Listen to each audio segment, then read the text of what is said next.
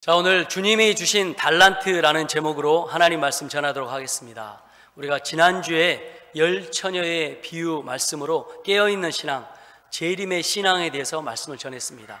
오늘 이제 그 말씀의 연장선에서 주님이 다시 오실 때까지 그 믿음의 시간을 어떻게 준비해야 되는지에 대해서 말씀을 전하겠습니다. 먼저 오늘 말씀은 하나님의 자녀는 믿음과 용기의 사람임을 나타냅니다. 그리고 그 믿음은 용기를 만들어내고 그 용기로 실천이 됨을 기록합니다. 오늘 달란트의 주인이신 주님은 우리에게 믿음과 용기를 기대하십니다. 자, 첫 번째 14절부터 18절, 달란트를 받지 못한 사람은 한 명도 없다는 것입니다. 오늘 말씀 비유는 예수님의 재림을 기다리는 동기와 관련된 문제를 달란트 말씀을 통해서 비유적으로 말씀합니다. 그리고 달란트 비유를 통해서 알 수 있는 사실은 세상의 모든 사람은 다 달란트를 받았다라는 사실입니다. 오늘 성경에도 1달란트 받은 사람, 2달란트 받은 사람, 5달란트 받은 사람이 나옵니다. 1달란트 받은 사람은 2달란트와 5달란트 받은 사람보다 상대적으로 적게 받았다라고 생각하실 수 있을 겁니다. 그런데 이 당시에 1달란트만 해도 엄청난 금액입니다. 1달란트는 약 6천 데나리온의 가치가 있는데 1데나리온은 노동자의 하루 품삯입니다. 그러면 1달란트는 노동자의 16년의 연봉이 되는 금액입니다. 그래서 적게 잡아도 수억이고 많게 잡아도 10억이 넘는 금액입니다.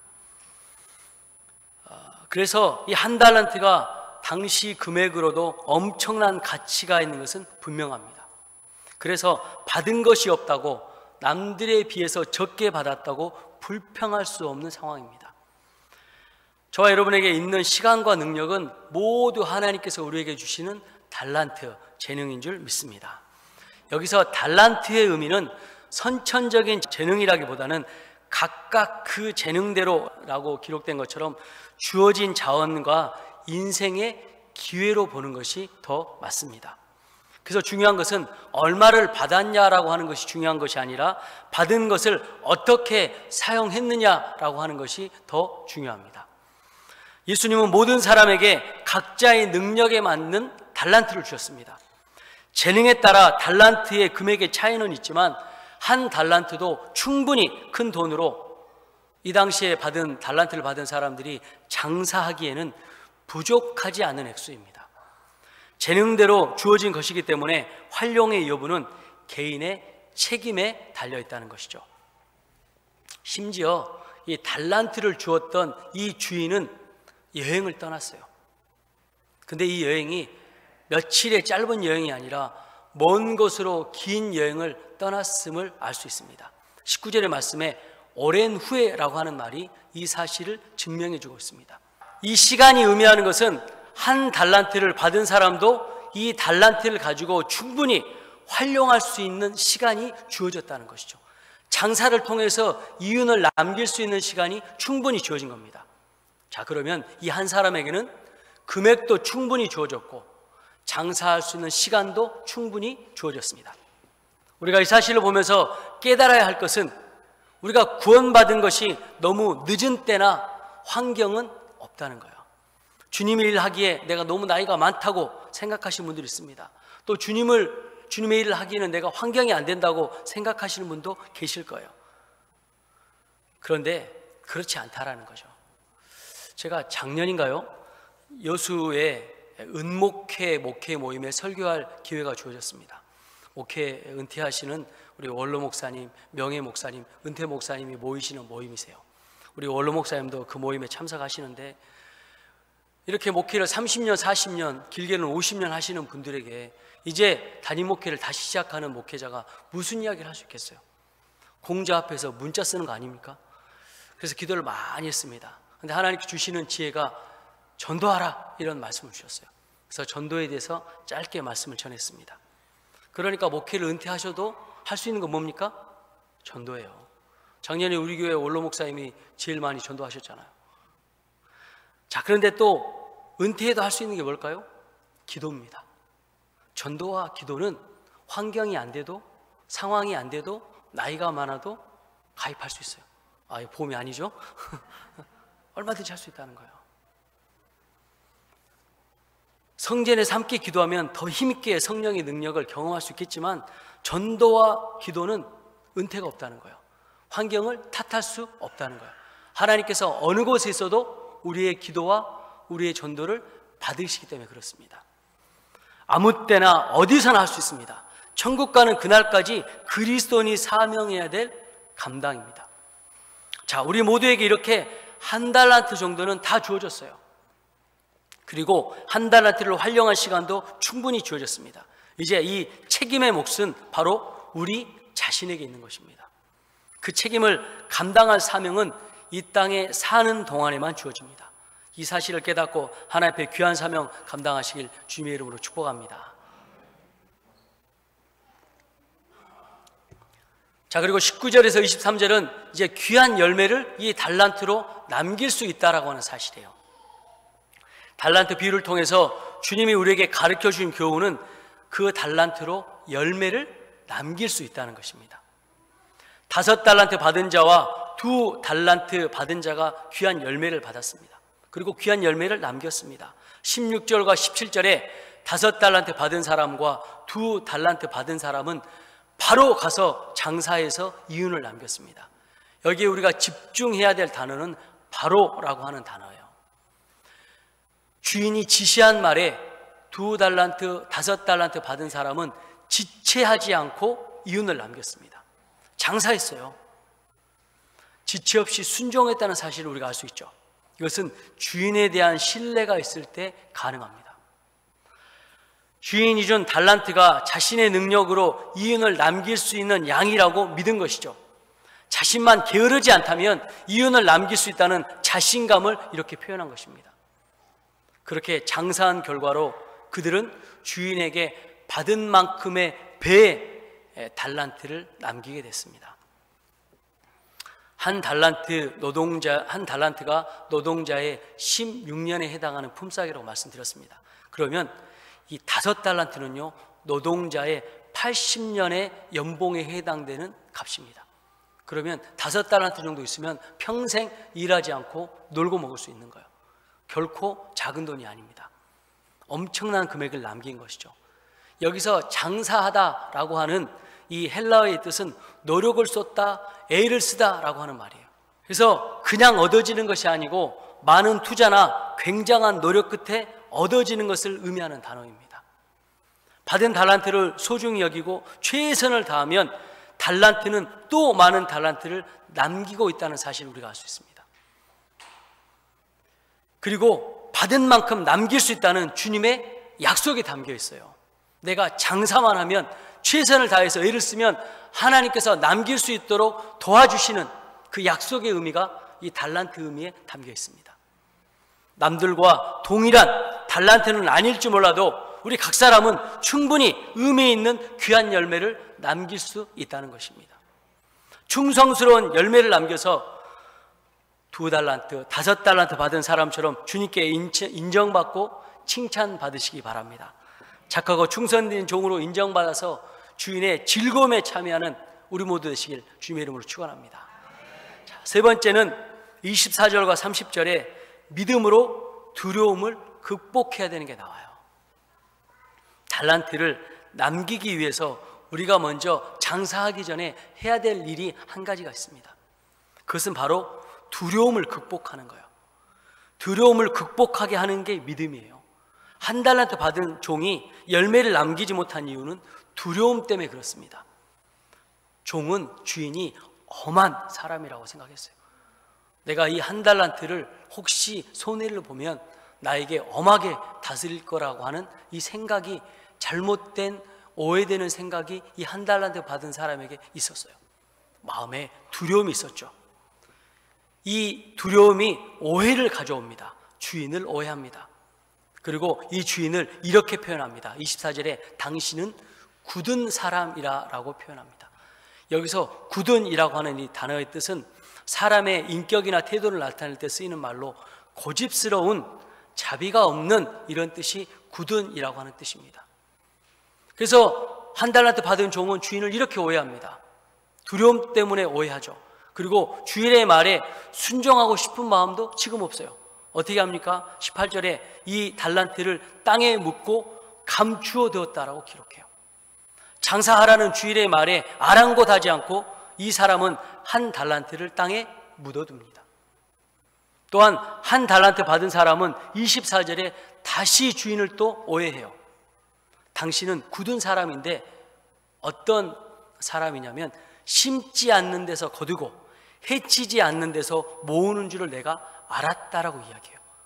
요행을 바라는 사람처럼 주인을 오해합니다. 주인을 오해한 한 달란트 받은 사람의 어리석음이 드러나는 순간입니다.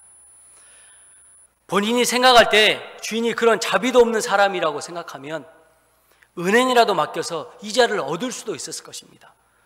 손해볼 것이 두려워서 일하지 않고 달란트를 은행에 맡기지도 않았습니다.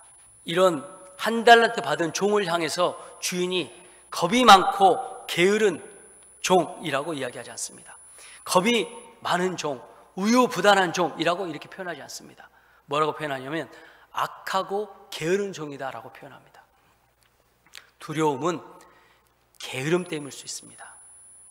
한 달란트 받은 사람은 주인에 대한 그릇된 생각을 가졌을 뿐만 아니라 물질의 청지기로 아무것도 하지 않고 무책임하고 게으르게 살았습니다.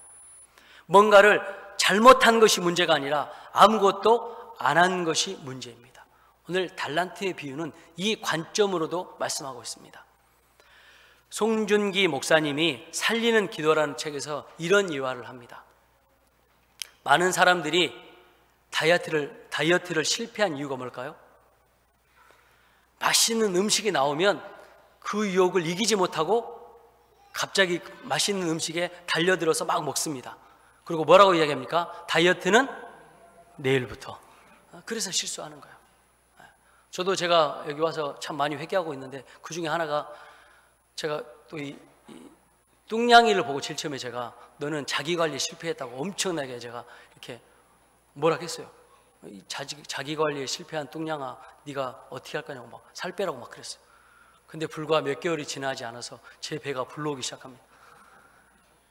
저도 자기관리에 실패했더라고요. 그러니까 다이어트는 언제부터? 내일부터 하면 실패합니다. 지금 당장이죠.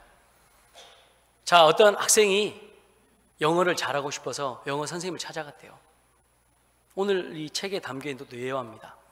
근데 이 학생이 선생님에게 어떻게 하면 영어를 잘 공부할 수 있을까? 영어를 잘할 수 있을까요? 그렇게 얘기하니까 이 선생님이 교과서 위주의 단어를 공부하면 된다고 알려줬어요. 그러니까 이 학생이 또 질문합니다. 어떻게 하면 단어를 외울 수 있습니까? 선생님께서 교과 진도에 맞는 단어를 노트에 적어가면서 외우라고 이야기했습니다. 그러니까 이 학생이 또 질문합니다. 그 노트는 어디서 사야 되나요? 가까운 다이소 가서 사라고 이야기했어요, 선생님이. 그러니까 이 학생이 뭐라고 한 줄 아십니까? 다이소는 어디 있나요? 그러니까 선생님이 그 학생에게 이야기했어요. 너 영어 공부하기 싫지? 그렇게 이야기했대요. 그러니까 학생의 의도는 영어는 잘하고 싶은데 공부는 하기 싫은 거예요. 게으름이 이런 식이에요. 그렇게 되고는 싶은데 자신의 현실은 부정하고 따라가지 않고 시도하지 않는 것입니다. 자신의 처한 형편과 상황만 탓하는 거예요. 그렇다면 이 상황을 헤쳐나올 수 있는 방법은 무엇일까요? 게으름에 반대로 움직이면 되는 겁니다. 내가 먹고 싶을 때 참으면 돼요. 내가 공부하기 싫을 때 공부하면 되는 것입니다. 현실과 내 상황을 직시하고 움직이면 되는 거예요. 다이어트를 위해서 헬스장을 끊고 그때까지 가는 시간을 기다리지 말고 내 앞에 있는 맛있는 야식 대신에 생수 500ml를 마시고 일찍 자는 것부터 시작하면 되는 거예요. 학생은 영어책을 먼저 들고 공부를 시작하면 됩니다. 단어든 문법이든 회화든 시작하는 거예요. 실행하는 환경으로부터 시작으로 바꾸는 것입니다. 나이키 광고처럼 just do it, 바로 실행하라, just do it, 이 말을 실천하면 되는 것입니다. 악하고 게으른 종의 신앙은 잘못하지 않는 것에만 만족하는 신앙입니다. 재림에 대한 연장선으로 전하는 오늘 말씀 보면 달란트의 비유 말씀은 재림을 기다리는 제자의 삶은 최선을 다해서 이윤을 남기고 열매 맺는 삶입니다. 선한 일도 악한 일도 하지 않는 현재의 상태를 유지하는데 만족하는 삶이 아니라는 것입니다. 주님에 대한 믿음으로 달란트를 주신 주님에 대한 신뢰로 용기를 내시기 바랍니다. 달란트를 부지런히 선용하는 그리스도인이 진정한 천국 백성인 것입니다. 자, 이제 우리가 잘 아는 달란트 비유의 결과만이 남아 있습니다. 주인은 한 달란트 받은 사람의 이 한 달란트를 뺏어서 10달란트 가진 사람에게 주었습니다. 여기서 우리가 주인을 오해하면 안 됩니다. 10개나 가졌는데 그 한 개 뺏어서 다시 또 10개 받은 사람에게 주다니 주인은 자비가 없구나, 이렇게 생각하면 안 돼요. 이 달란트의 개념은 숫자적인 개념보다는 충성에 관련된 접근으로 우리가 주인을 보는 것입니다. 주님이 다시 오실 때까지 우리의 받은 이 숫자와 상관없는 이 달란트를 충성되이 감당하고 남기는 것, 이 사실을 깨달아야 됩니다. 얼마를 남기든 충성스럽게 사명을 감당할 때 하나님께서 저와 여러분을 칭찬하실 줄 믿습니다. 29절에 무릇 있는 자는 받아 풍족하게 되고 없는 자는 그 있는 것까지 빼앗기리라 라고 말씀합니다. 그리고 거기에 그치지 않고 한 달란트 받은 사람을 무익한 종이라고 표현합니다. 그리고 이 무익한 종이 있을 곳은 바깥 어두운 곳이라고 말씀하십니다. 그리고 그곳에 내쫓길 때 무익한 종이 할 수 있는 건 슬퍼하며 이를 가는 것밖에 없다라고 말씀에 기록합니다. 요한복음에는 이 상황을 포도나무 비유로 열매했습니다. 열매 맺는 가지는 더 많은 열매를 맺게 되고 열매 맺지 않는 가지는 쓸모가 없어서 잘라져서 불에 던져질 것이다 라고 요한복음 15장 2절부터 7절에 기록하고 있습니다. 무익한 종이나 열매 맺지 못한 가지나 결국 하나님의 심판을 받게 된다는 것입니다. 깨어 예수님의 재림을 기다리는 신앙은 그분이 맡겨주신 사명에 최선을 다하는 것입니다. 그리고 그 결과는 주님께 맡기는 거예요. 각자의 재능도 다르고 재능을 적용할 자원과 상황도 다르지만 오직 하나님 나라와 하나님의 의를 구하는 마음의 중심에 이 태도를 가지고 하나님 앞에 실천하는 것이 중요합니다. 기꺼이 십자가의 사명을 따르겠다는 충성스러운 마음으로 큰 일이든 작은 일이든 감당하면 되는 것입니다. 충성된 2달란트 받은 자와 5달란트 받은 자에게 주님은 21절과 23절에 이렇게 이야기합니다. 착하고 충성된 종아, 내가 적은 일에 충성하였음에 내가 많은 것을 내게 맡기리니 내 주인의 즐거움에 참여할지어다. 내가 맡은 일이 비중이 크든지 작든지 상관없이 충성스럽게 감당하면 하나님께서 그걸 판단하시고 착하고 충성된 종으로 칭찬하신다는 거예요. 우리가 여기서 주인이 칭찬할 때 2달란트 받은 사람, 5달란트 받은 사람이 2달란트를 또 5달란트를 더 남겼을 때 주인이 똑같이 칭찬했어요. 똑같이 칭찬합니다. 2달란트 받은 사람이 2달란트를 남겼잖아요. 그 사람에게 왜 너는 5달란트를 더 남기지 못했냐라고 이렇게 주인이 말씀하지 않으세요. 그러면 우리가 여기서 조금 더 묵상을 해보면 1달란트 받은 사람이 1달란트를 다 못 남겨도 어느 정도라도 남기면 하나님은 어떻게 하셨을까요? 똑같이 칭찬하셨을 거예요. 제가 이 달란트의 비유를 알지 못했을 때 저도 목회를 하면서 헤맸던 적이 있었어요. 목회를 하면 다 그런 목회 생각하지 않습니까? 우리 여기도 신학생이 있지만 신학생 때는 몇만 명 목회할 것 같고 또 전도사 때는 뭐 몇천 명 목회할 것 같고 담임 목사가 되면 또 큰 목회할 것 같고 그런 큰 야망을 가지고 이제 목회를 하지 않습니까? 그래서 더 열심히 노력하고 더 힘을 쓰면 다른 사람에게 인정을 받고 또 만족할 만한 결과를 내고 그렇게 큰 목회를 할 수 있겠다 이렇게 생각을 했어요. 그런데 큰 교회의 목회가 제 목회의 갑자기 목표가 되고 나니까 남는 게 허무함만 남는 거예요. 그리고 다른 사람과 비교하는 그 마음에서 오는 괴로움만 자꾸 더 커지는 거예요. 내가 저 사람보다 더 큰 목회한다고 생각하면 교만해서 그 자리에서 우쭐하게 되고, 나보다 더 큰 목회하는 분 보면 나는 이것밖에 못하네 라고 하는 자괴감에 빠지는 저를 보게 됐어요. 이렇게 목회를 배우지 않았는데 상황과 현실에 빠져서 허우적대고 있는 거예요. 이런 나를 하나님께서 불쌍히 여기시고 회개하라고 말씀하셨어요. 그래서 다시 예수님의 십자가로 나가서 깊이 회개하고 나를 구원하셨던 그 감격의 시간으로 돌아갔습니다. 하나님의 은혜로 깊은 수렁에 빠져나오게 된 거예요. 영적 슬럼프에서 빠져나왔습니다. 그리고 나서 목회를 하나님의 마음으로 하나님께서 다시 보게 해주셨어요. 성도님을 대할 때 더 사랑하고 영혼으로 대할 수 있는 눈을 주시고, 하나님만 사랑할 수 있는, 하나님만 따라갈 수 있는 영적인 갈망함을 주셨어요. 그래서 깨달은 건 사람에게 인정받기보다 하나님을 더 사랑해야 된다는 사실을 깨닫게 되었고, 하나님만 사랑하며 하나님께 충성하고 싶은 갈망함이 생겼습니다. 불순종의 자리가 아닌 하나님만 사랑하는 자리에 서게 되고, 사람들에게 보이는 영적 허세가 아닌 진실함으로 영혼들에게, 성도님들에게 다가갈 수 있게 된 거예요. 근데 가장 중요한 건 뭔지 아십니까? 나에게 맡은 일을 감당하고 사람들의 반응에 연연하지 않는 거예요. 그리고 깨닫는 것은 이렇게 하나님께 계속 쓰임받기 위해서는 이 모든 일의 결과물의 영광은 하나님께서만 받도록 하게 하신 겁니다. 내가 집중되는 것이 아니라 하나님께서 이 일의 주인공이 되시고 나는 조연으로, 청지기로 사명만 감당하면 된다는 사실을 깨닫게 됐어요. 나는 하나님께 영광을 돌리는 도구일 뿐이다. 참 많은 눈물을 흘렸습니다. 나는 무익한 종일 뿐이구나.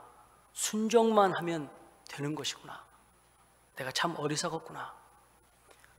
그리고 나서 목회의 조급함과 답답함이 사라지기 시작했습니다.